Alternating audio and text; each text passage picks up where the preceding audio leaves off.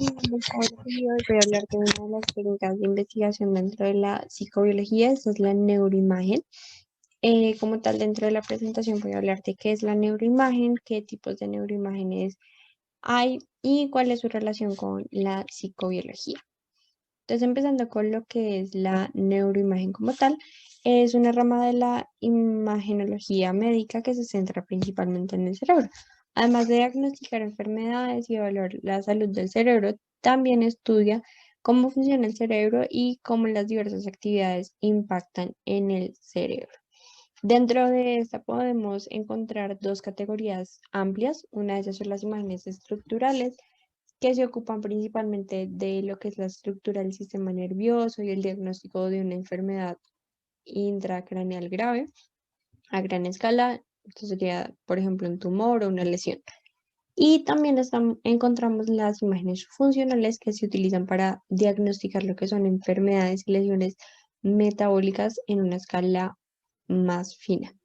Un ejemplo de eso sería la enfermedad del Alzheimer y también se usan principalmente para la investigación de psicología neurológica y cognitiva y la construcción de interfaces cerebro-computadora.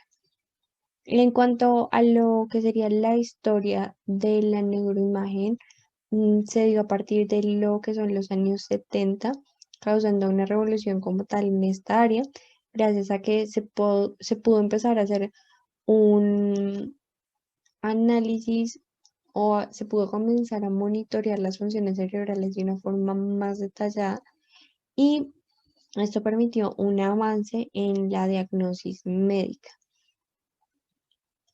Existen diferentes tipos o técnicas de neuroimagen, entre ellas está lo que sería la resonancia magnética, la tomografía por emisión de positrones, la tomografía axial computada o lo más conocida como TAC, lo que es la electroencefalografía y la magnetoencefalografía. Además, también está la estimulación magnética transcraneal, la estimulación eléctrica cortical. Existen más tipos de neuroimagen como la ecografía, por ejemplo, pero estas son principalmente las que se mencionan en el libro de Fundamentos de Psicobiología, por lo tanto fueron las que decidí pues colocar en la presentación. Empezando con lo que es la resonancia magnética o RM, es una de las técnicas que más se utiliza dentro del campo de las neurociencias, principalmente cuando hablamos de estudios estructurales, ya que se basa como tal en la utilización de ondas electromagnéticas. Esta técnica no utiliza rayos X y nos permite como tal obtener imágenes estructurales del interior del organismo. Dentro de lo que es la resonancia magnética podemos encontrar diferentes tipos de imágenes. Un ejemplo de esto son las imágenes como T1 y T2, que cada una cumple una función diferente. En el caso de las imágenes en T1, son adecuadas para lo que es el estudio de aspectos anatómicos. Por lo tanto, son útiles cuando se quiere observar patologías que cursan cambios morfológicos. Un ejemplo de esto serían los tumores cerebrales. Y ya por el contrario, lo que son las imágenes en T2, se utilizan principalmente para obtener información de tipo fisiopatológica. Y esto sería un ejemplo, lo que son las enfermedades neurodegenerativas. Eh, Dentro de la resonancia magnética también está la resonancia magnética funcional y que tiene diferencia hasta que permite registrar actividad del cerebro en tiempo real. Esto permite evidenciar qué área del cerebro se está activando cuando nosotros realizamos una tarea o una actividad. em, un área o diferentes áreas del cerebro responden a esta y se activan. Y esto lleva a que exista un flujo cerebral en las regiones activadas, que es lo que pues, se puede llegar a evidenciar acá. Entonces lo que se hace es presentar un estímulo para encontrar el área o determinar el área del cerebro que se está activando. Dentro de esto, como tal, la resonancia magnética funcional ha contribuido mucho a lo que sería este campo de investigación, pero al mismo tiempo es una técnica que tiene ciertas limitantes y una de ellas sería que a pesar de que se pueden evidenciar las zonas del cerebro que se activan, mm, no siempre va a ser completamente certero porque puede que eh, también se esté activando esa zona del cerebro por lo que está ocurriendo en el ambiente y no necesariamente por el estímulo que se le está presentando al sujeto que está siendo como tal investigado. Entonces, pueden llegar a haber diferentes variantes en este tipo de técnicas. Siguiendo con la segunda técnica, tenemos lo que es la tomografía por emisión de positrones o PET. Es una técnica de neuroimagen funcional. Esto aporta tanto a la diagnosis clínica como al estudio del metabolismo del organismo. Se puede identificar dentro de ella diferentes tipos de procesos vitales gracias a que su objetivo como tal es crear imágenes que muestren la función fisiológica y específica de algún proceso molecular. Ya a diferencia de lo que sería como tal la resonancia magnética, en este tipo de tomografías, lo que se utiliza es una radiación ionizante, es decir, que se introduce en el organismo del paciente un marcador radioactivo denominado radiofármaco o radiosonda, y esto se puede hacer o se puede administrar a través de tres vías diferentes: venosa, ingerida o inhalada. Como tal, con esta radiación ionizante se puede ver más o menos lo que evidenciamos en esta imagen, que lo que va a pasar es que cuando se inyecta como tal el radiofármaco, se acumula en la zona del organismo que se quiere observar y se empieza a emitir energía en forma de rayos gamma.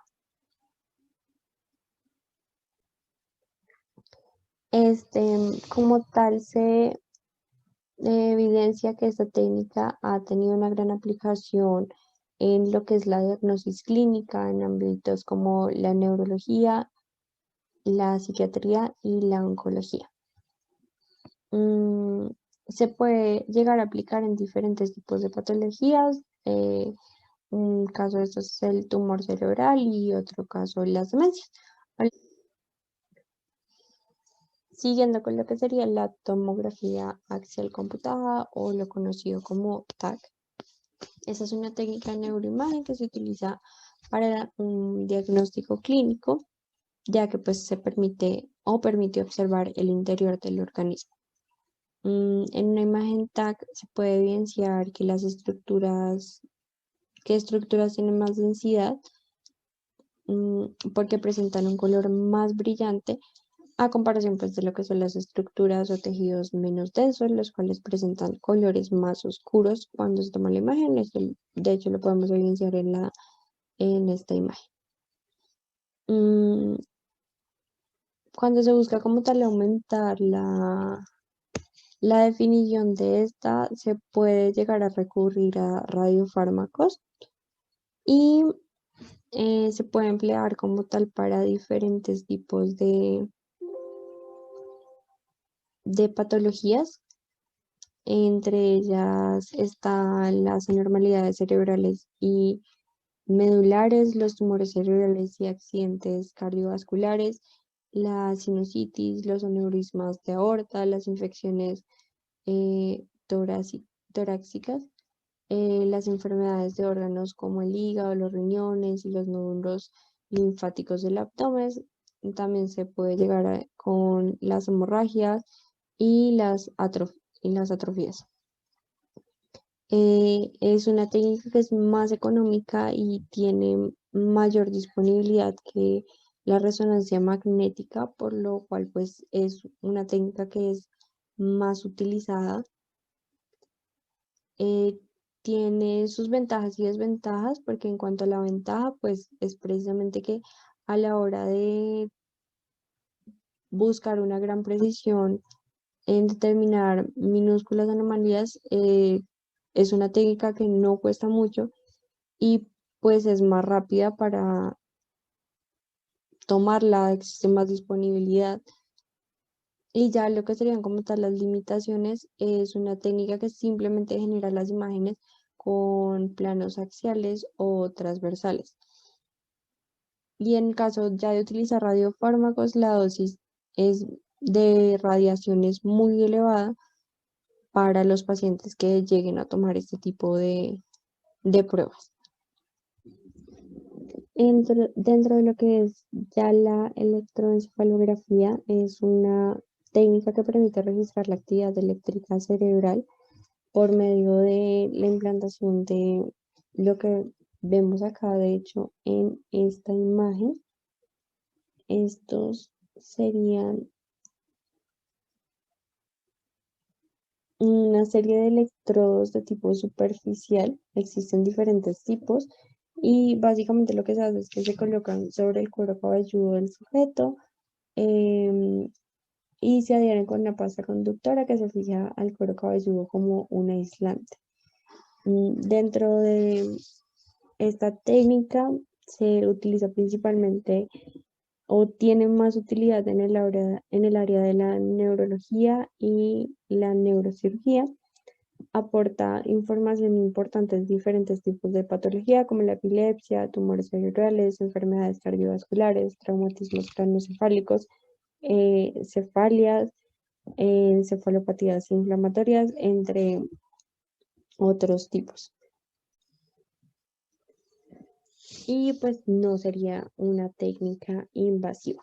Ya hablando de lo que es la magnetoencefalografía, es una técnica que tampoco es invasiva, donde se puede evidenciar la actividad funcional del cerebro, permite medir señales neuronales en tiempo real.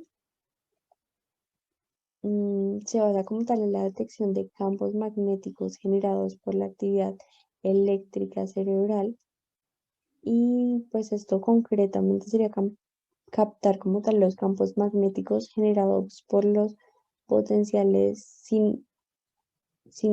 postsinápticos, tanto excitatorios como inhibitorios. Mm, Al ser un instrumento sensible, puede evidenciar diferentes tipos de artefactos como los medioambientales o los provocados por eh, materiales ferromagnéticos, y esto hace que de pronto los resultados de este no sean tan eficientes.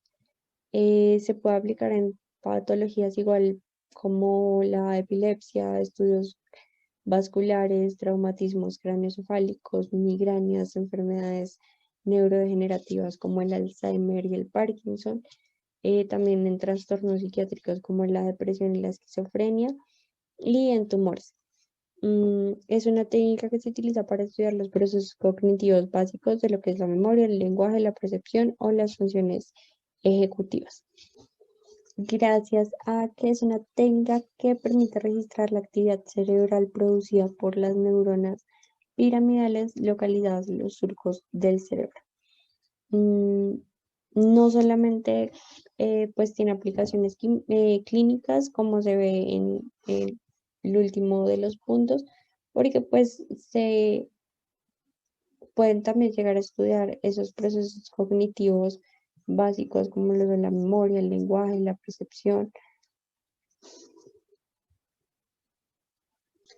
Y en lo que sería el caso del lenguaje, eh, uno de los aspectos más importantes que se ha dado es que como tal muestra dónde el lugar donde el lenguaje se encuentra localizado, es decir, cuál es la terarización hemisférica de este proceso cognitivo. Eh, Pasando a la estimulación magnética transcraneal es una técnica que tampoco es invasiva, eh, pero esta no registra la actividad cerebral. En sí consiste en introducir una corriente de cerebro a través de un campo magnético, como lo vemos en esta imagen. Lo que se hace es que a través del campo magnético se busca generar un beneficio terapéutico o establecer relaciones causales entre la actividad cerebral y el comportamiento como tal. Mm, Se ha utilizado como tal, como más como un instrumento complementario de otros tipos de métodos utilizados en las neurociencias, y se aplica para patologías tanto neurológicas como psiquiátricas.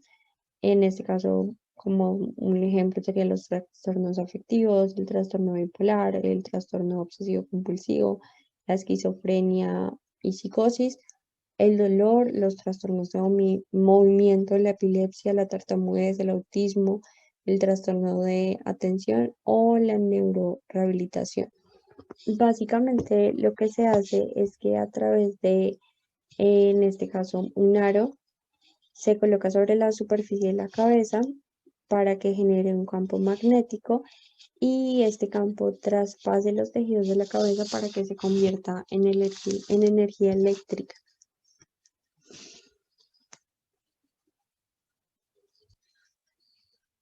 Y finalizando con la estimulación eléctrica cortical, es una función principal, o sea, su función principal, perdón, es realizar un mapeo cortical y ver las áreas cerebrales que pueden quedar afectadas durante una operación. Se realiza la estimulación que se pueden recibir respuestas positivas o negativas y se utilizan en patologías como la epilepsia o el Parkinson.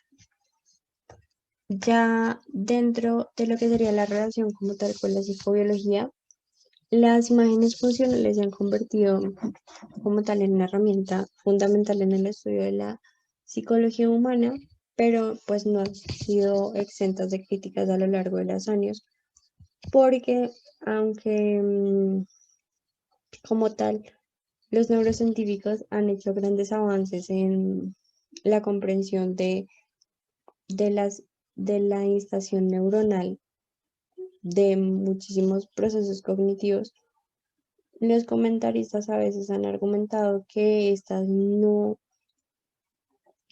eh, tienen mucha utilidad como tal dentro de la psicología. ¿Por qué? Porque a pesar de que han generado un gran avance en ellas, realmente no aportan mucho en el estudio, de pronto son completamente exactas, pueden llegar a ser afectadas por diferentes factores del entorno. En el caso de las imágenes, cuando se activa un área del cerebro, que lo veíamos en uno de los ejemplos, no siempre va a ser precisamente por el estímulo que se está presentando, sino también puede estar afectando el medio ambiente o otra cosa que, en la que esté pensando como tal el sujeto investigado. Y en el caso de pronto de las que tienen temas de electricidad, realmente no se puede simplemente emplear en una parte específica del cerebro, sino que se tiene que emplear en una gran parte y no son completamente exactas, por lo cual pues necesitan de pronto ayuda de ya otras técnicas de investigación y han surgido a lo largo de los años técnicas más concretas o técnicas que dan resultados más específicos. Y ya esas serían las fuentes de consulta. Y eso sería todo. Muchísimas gracias.